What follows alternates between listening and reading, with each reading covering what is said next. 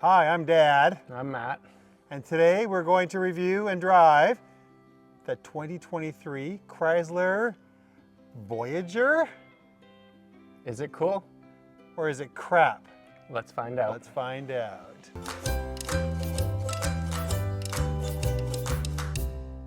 Well, Matt, we have a bit of a unicorn here. Yeah, it's something that you can't really buy these days. Yeah, this is the Voyager, and it's not the old Voyager that you remember when Plymouth had it 10 years ago. It is a Chrysler Voyager. And it's not a Chrysler Pacifica, though it kind of looks like a Chrysler Pacifica. So what's up here?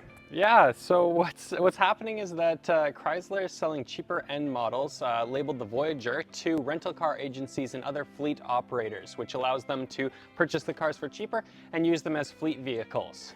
Yeah, well, you understand it's about 6,000 US less than a Pacifica, and Pacificas come with a lot of standard features that we're going to tell you that aren't on the Voyager. And so we've had this van for about 10 days now, and so we've had a chance to run it through, check some gas mileage, see what kind of reliability we can expect, because the Pacifica has been out since 2017, and the stats aren't great on that. So anyhow, we're going to run through a few of the things that are the same, things that are different. What you're getting the same is a 3.6 liter engine with 287 horsepower and a 9-speed transmission. So the bones of the vehicle are very, very much the same, but the looks are quite different. What do you think, Matt? Yeah, when you look at the looks and compare it to an actual Pacifica, the front end has the older look. The Pacifica since, was it 2022 or 2023, has been upgraded with a larger grille and a different look on the front. This one still has the old look. It also only has regular halogen lights instead of HIDs, which are not great when you're in the dark and want to see things in front of you. It's definitely, you want to use brights a lot more then. You got no fog lights on it, but you do have the aluminum rims that come on the Pacifica, so you at least get that when it comes to similar things between the two of them. Yeah, so you get a similar key fob, so you can open up both doors at the same time. You can open up the back, and you can even start the car if you want. And so it has at least some of those features that are convenient if you happen to be just looking for a lower end van that still has decent stuff included inside it there. Let's look around the back. Okay, so what's different in the back, Matt? Yeah, the back almost looks the same as a Pacifica. You do get the Voyager lettering if you like that name better. But other than that, the lights themselves, the Pacifica has a whole light bar going across, and they're much more good looking. I'd say that they look like LEDs on the Pacifica. I'm not positive on that. And then you also don't get roof rails with tie-down points on the Voyager, which could be beneficial if you're looking at doing a lot of roof rack stuff. Yeah, again, it's the back end of the old version of the Pacifica. But what you don't get, unless there's a package added, is a lot of the updated safety features of the Pacifica. So you're not getting adaptive cruise control. You're not getting backup warning or front collision warning, lane assist that knocks you kind of back off of the solid right-hand line. But it does have a backup camera, which we've found to be very, very valuable when you're driving a larger vehicle and there's people behind you. But you have to look at the camera, or there might be a little old lady trying to get behind your van. Yeah, you definitely that may or may not have happened. It may have. But she was like this big. Yes, but there's I know. It was tough. I'm used to using my eyes to look around, and the camera for me is something a little bit difficult to get a hold. Okay, let's talk about the interior. We're on vacation, so we can't spend all day doing it. What do you figure? It's a pretty basic interior. There's nothing too fancy about it. The screen is okay size. It's not too big. It's not tiny, but you can see it okay. Yeah, it's 7-inch versus 11-inch on the Pacifica. And even on here, you can tell a lot of the safety features that are on the Pacifica, which we filmed with a very nice person beside us in the condo. Yes. So we can have some B-roll of a Pacifica. They have all that kind of stuff there. That's all missing here. No automatic climate control. It's all manual, which drives me a little bit nuts, because when I touch the screen, or if I want to do this, I have to turn this on, I guess, or at least put it on to whatever. That's okay. So to get it to be, if I do warm and cold, that's great here, but this little sync word, in the daylight, it turns blue when they're synced left and right, and it turns black when it's not, but it's so hard to see that. I never knew if it was synced or not. It's very hard to see, That especially really if you're colorblind. You're gonna have some serious issues. But it does have Apple CarPlay, which is nice. The phones connect easily and it's wireless, so you don't have to use the cord for that either. On the Pacifica, they've got a much nicer armrest system in here. We kind of have a cheap one down here that's got a couple cup holders, a little plug-in down there for 12 volts. You do get charging for your phones, but I noticed on the Pacifica you get charging in the backs of these seats for the people in the back rows. It doesn't look like we have that on this one either, which we'll talk about more in the back seat. I noticed that the doors themselves are soft touch, but this here is not, which is unfortunate because how much more would it cost to put that bit nicer there? Because that just really seems to cheapen it for me a little bit. It is a low-end model, and it's meant for fleets, so if you want people to just buy them and use them, it's not, I wouldn't, as a fleet operator, I wouldn't be concerned. If you're buying it secondhand, then maybe it would make a difference for you. Okay, so you've been in the back seat most of the time for the family here. What do you think about the back seat? The back seat, I'd say, is fairly spacious for 4 adults. If you wanted to fit a 5th in the middle, you'd get some tight shoulders in the back there. So 2 would fit in that back seat, and then 2 in the captain's chairs in the middle. If you have kids, 3 in the back would fit fine, and then you've got the 2 captain's chairs in the middle. It's super well packaged. Like, what I got to give this and the Pacifica is that the stow and go seating is clever. It's the only van that does all that stuff. You don't have to take the middle seats out. In fact, we're going to have a little bit of a contest to see who can stow and go them faster. I've had some practice and he hasn't, but I have an electric seat that has to move, which is slower. Yeah, so we'll bring it on. Here we go. But there's tons of room. It feels like you're in first class, kind of in an airplane, sitting in those captain's chairs. There's a few things up here where you can open the doors instead of using the key fob, so that's okay, in the hatch. But other than that, it's really quite basic for sure. That's about it for the interior. There's not a lot to it, and your gauges there. You have a small screen. I think the Pacifica has a bit larger of a screen there on the front of you. But, yeah, we can go from fuel economy to some other things here, but really it's super basic. But I don't mind that. Yeah, it gets the job done. Okay, this is the first annual stow and go. Annual. This is not going to happen next year. Stow and go Olympics. When I say go, we try to stow and go both sets of seats on both sides, and who can go faster. Okay, on your mark, get set. No, we have to do this first. Is there a rule to which one I do first? Yes, you gotta do, okay, you gotta do the back first. Okay, so this is the part where at least it's even.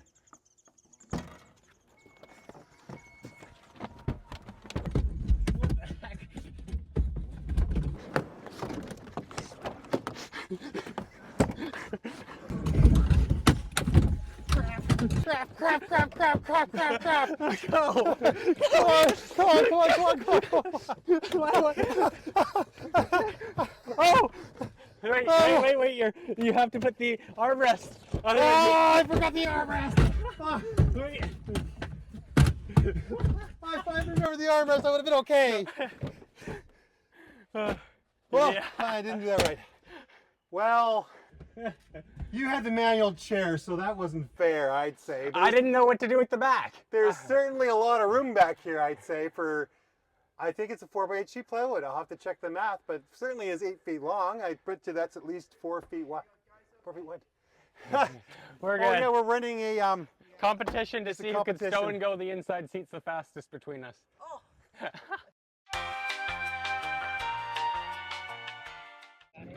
Whew, these look pretty good, Kristen. They look really good. Yeah, and why, these are not donuts, are they? No, these are malasadas. So we have a desert malasada segment. I guess we do. For the Hawaiian Special. So yeah, we're sitting in the van that we rented and we're going to review, and it doesn't donut, so unfortunately we had to have some malasadas. So what did you order? I have a regular sugar with halbia filling, aka coconut. I don't even remember. You have Lee Hing sugar with passion fruit. Okay, I just told Mom to pick their favorite one, kind of thing. And then we have the that one's bonus yours. one here. Chocolate coconut. Chocolate coconut. Okay, so go for a bite. Okay, I will. And this is at a little truck called Malasadas of all things. Is there a name for it? Oh, that's pretty good. Are you ready? Okay, so what do you think? Really good. Excellent coconut. Okay, here we go.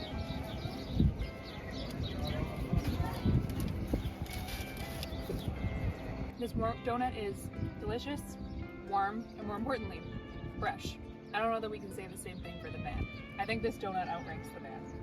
I think so. The van's very roomy. Like the case that we got the donuts in, we could get 6 donuts in there. There's 5 of us on this trip. I guess it's just, I mean, you and me only on a special car trip.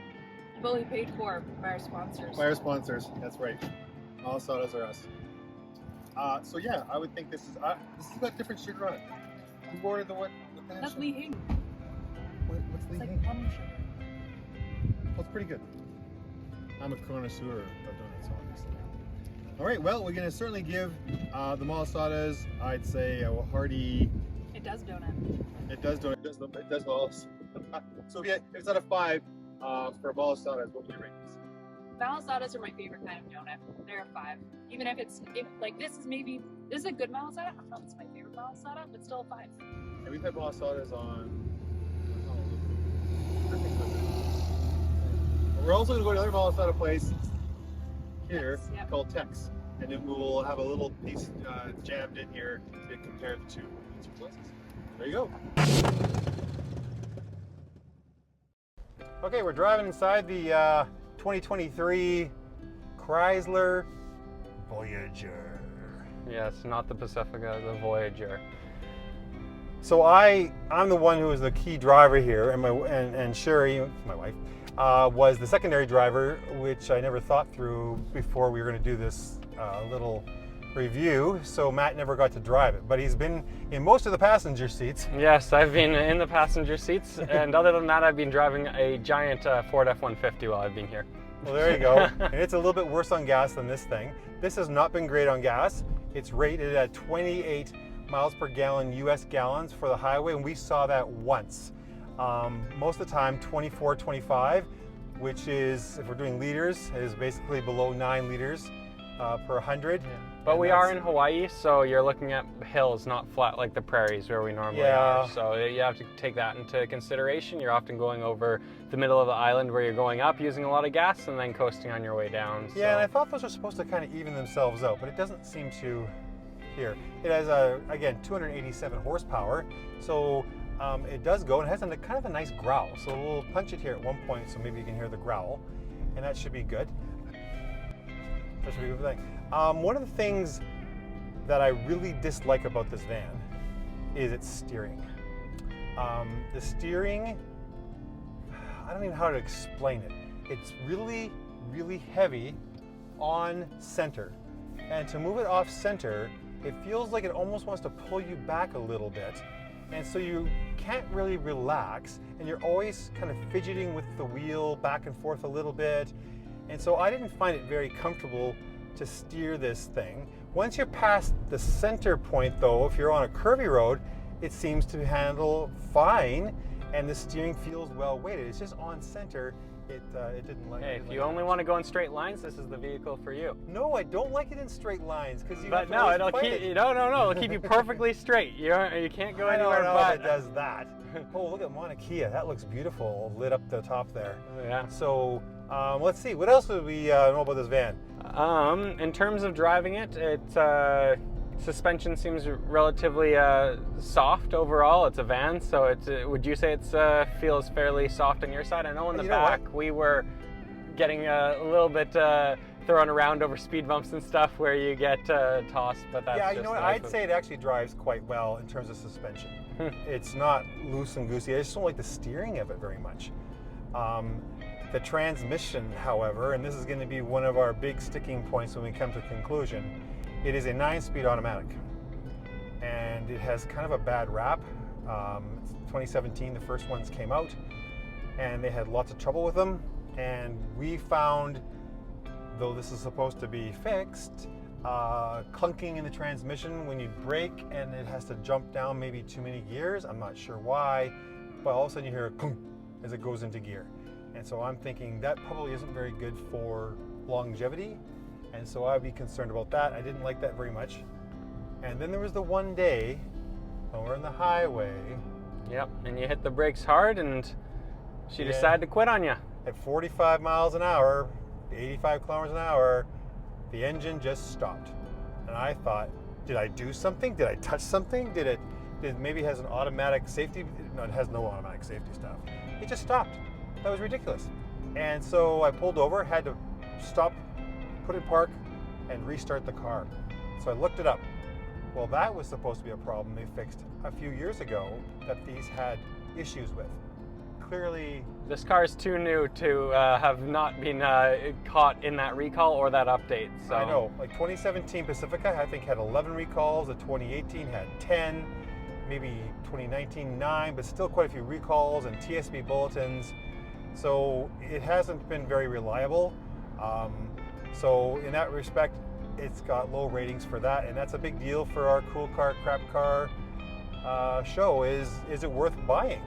And so, what would it take for you, Matt, to buy this van? And remember, it's a Voyager. So what might that include? So when you're buying this van, you're going to be buying it used most likely. That's just a consideration. You can't buy it new. If you're going to buy a Chrysler new, you'd be buying the Pacifica.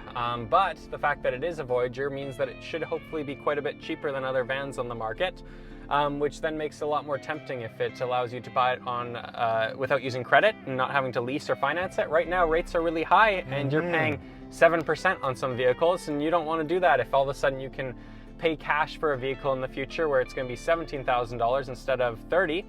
It might be a really good deal even if you have to pay for a few things to be fixed down the road. So I was saying that I would need to, first of all, have enough kids that I need this size of van, which I do not have any kids at this time. And secondly, it would probably have to be a good $5,000 to $10,000 cheaper than a Japanese van, for example, such as a Toyota or a Honda. Yeah, I'm thinking, okay, so let's say this thing comes off of the rental car, goes to auction, and dealers will buy these things up. Now all of a sudden it's a bit of a unicorn, and people won't go, well, what the heck's a Voyager? And so I think that they will be priced quite a bit lower than a Pacifica, and then therefore quite a bit lower than a Toyota Sienna or a Honda Odyssey. And I would, if the prices were close to those, not a chance I'd buy this.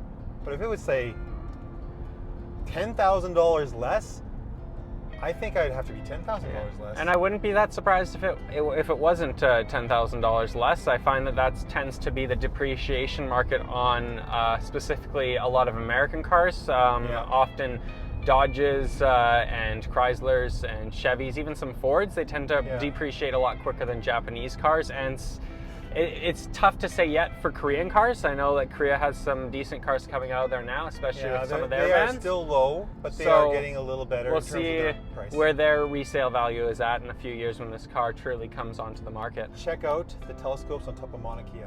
Beautiful. Well, we were up there a couple days ago. I know. Let's talk about some of the fun things we've done while we've been in Hawaii, because this is the Hawaiian Special. The Hawaiian Special, where you don't actually get to learn about cars, you just learn about the things we do. Hey, we've talked a lot about this car. Do we know when we're going to pick up pizza, by the way? You're turning left Am I here. turning left here? Holy cow, we're almost there. Okay, so we were up in Mauna Kea, so we took your big truck because... Yes, the F-150, because they have rules. You have to be able to do 4 low on the way up and down to help preserve the road, and also not have brake fade, because it's quite steep, and gravel road on the way up there. So we had to take the pickup truck up and up there. Down here, beautiful, what is it, 81 degrees right now? 81 degrees. When we were up there, it was 45 degrees. I thought it was 0 right at the top. Okay, maybe it was exactly 0. I mean 32 Fahrenheit, okay. Whoever you're talking to. Yes. Because there was still snow up there. Yeah, there was snow. Melted. Okay, then it was so probably right fun. around 0. So what some people like to call is the Hawaii Special is going surfing in the morning and then snowboarding in the afternoon. You know what? And I found a guy up there on a boogie board going down the snow. So there you go. That was kind of fun. Well, I guess we got to go get some pizza and we'll be back. Pizza. For our, we haven't done our finale. Guess we'll have to do it in the dark. In the dark. So let's do our typical how does it rate segment. And there's quite a few categories, and let's start with reliability. Your Chrysler minivans throughout their many variants have had their fair share of problems.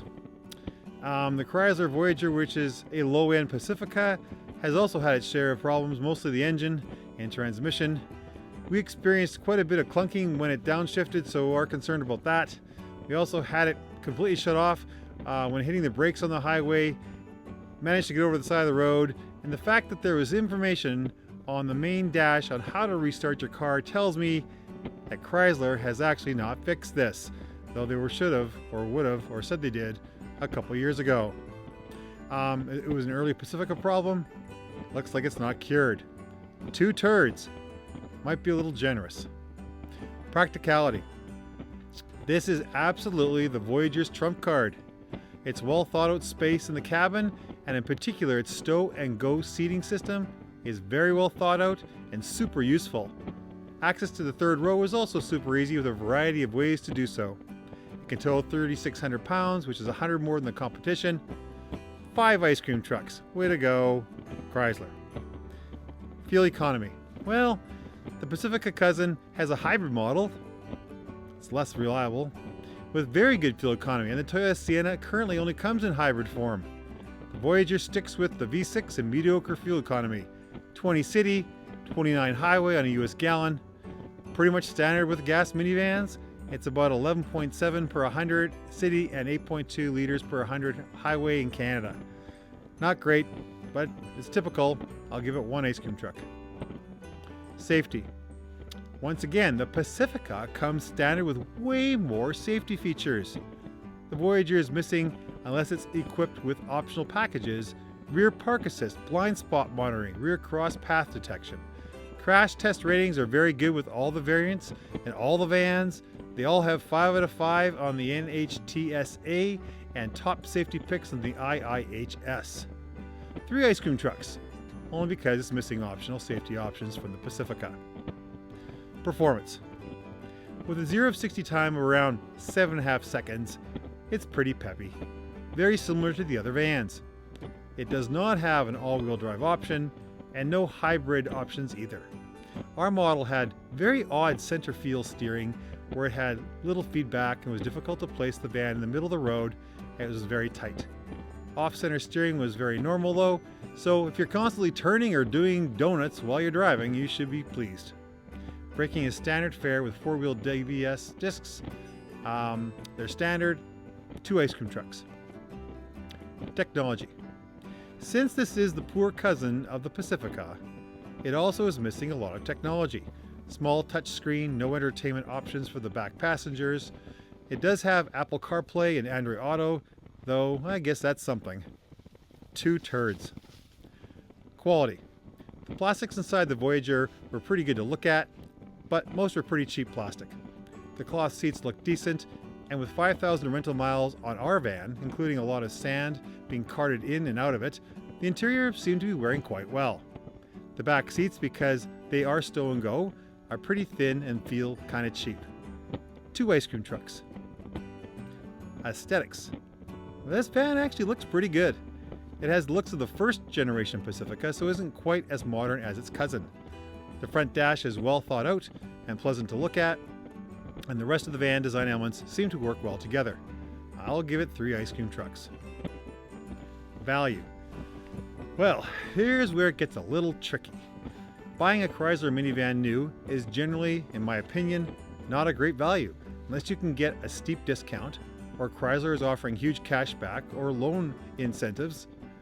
Currently, the Pacifica is actually priced more than the competition and will have much worse resale in a few years. However, that really benefits people shopping used, as the gap between the Chrysler product and the Japanese competition will grow significantly. And since the Voyager is only fleet, they might be a bit of a unicorn once the rental agencies sell them off at the auction and they start showing up on used car lots. If I could save a huge amount in comparison to an Odyssey or a Sienna, I might be convinced. If it's close in price, I wouldn't consider it.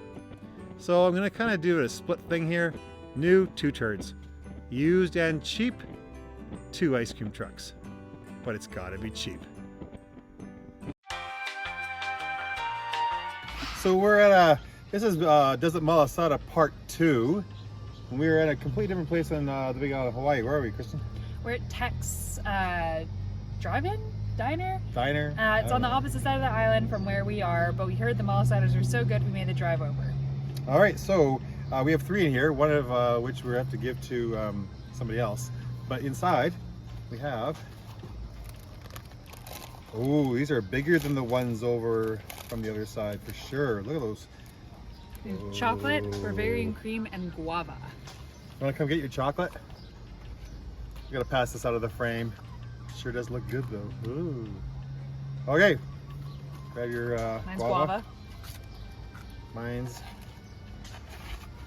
Bavarian cream. And first of all, they're bigger. Cheers. Cheers. Okay. Mm. Very different. Bigger. Not as hot. Yeah. Better filling consistency in my mind. More bready texture for the, I don't know, this part. Whatever they call that part. Do you like that? The other one seemed like... I do. The other one, I felt like maybe wasn't as fully cooked on the inside. Yeah. And the price. Oh, the price, Kristen. Yeah. We are a little bit cheapskates. This one's priced at $2.75 per malasada, including fillings. What was the price of the other one? I don't remember. It was more, and these are like bigger. $4.50 with yeah, these are bigger. That being said, they had a lot of filling options at the other malasada stand. Well, probably 3 times as many filling options. This has a limited filling options, and you only get one choice of sugar here. The other one had varieties of sugars that you could choose. 5 or 6 types of sugars. I didn't even know what the heck I was a little overwhelmed, to tell you, with too many options at the last one. But it was very convenient. So it was a little food truck on the side of the highways, where here is a local place kind of thing. You have to drive to it, kind of thing. But you know what? I still take this over donating the van. Yep. This malasada is once again better than the van.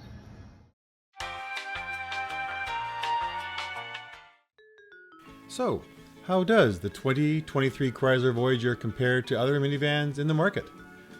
The Voyager's best attributes are its stow and go seating, towing capacity, and it is cheap to buy used.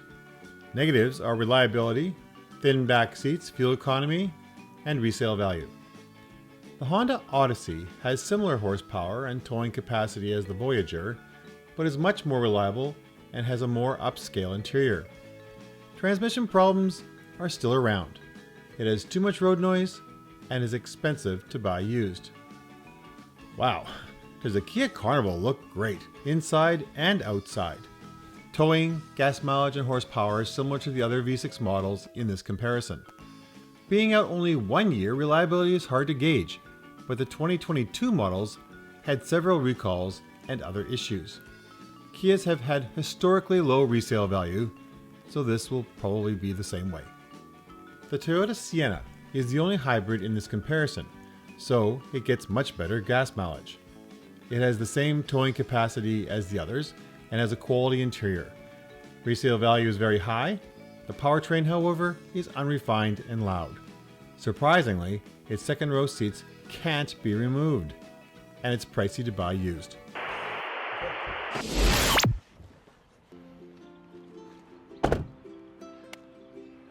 So what'd you think? Well, this is our conclusion, I guess, right?